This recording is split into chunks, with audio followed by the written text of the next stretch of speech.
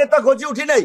আমাদের ধারাবাহিক গত এই 7-8 বছরের ধারাবাহিক লড়াই সংগ্রামে রাজপথের রক্ত এবং ঘাম আমাদের এই রাজপথের পিচের সাথে আমাদের মিশে গেছে।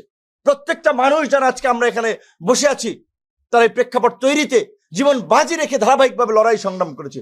এমনকি এই ডিবি হারুনের ভাতের হোটেলে গিয়ে যখন অনেকে কম্প্রোমাইজ করেছে, বাধ্য হয়ে কিংবা কম্প্রোমাইজ করে যখন আন্দোলন প্রত্যাহার করেছে, তখন আমরা 2 দফায় রিমান্ডের মধ্যে থেকে আমরা আপনার বজ্র ধ্বনি তুলে আমরা কিন্তু পরিষ্কারভাবে বলেছিলাম যে 90% পতন হয়ে গেছে, আর 10% বাকি আছে, সেটার জন্য ধাক্কা দিতে হবে। আজকে অনেকে হিরো হয়ে গেছেন, 10-15 দিনের আন্দোলনে হিরো হয়ে গেছেন। অন্যদের সমস্ত অবদানকে ম্লান করে আজকে সরকারের ক্ষমতাকে ব্যবহার করে, সরকারকে ব্যবহার করে, উপদেষ্টা পরিষদকে ব্যবহার করে আজকে কিংস পার্টি গঠন করা হয়েছে। আর সেই কিংস পার্টির কার্যকলাপ আপনারা দেখতেছেন যে কিংস পার্টি আজকে তরুণ প্রজন্মকে বিপদগামী করছে, রাজনীতিকে কলুষিত করছে।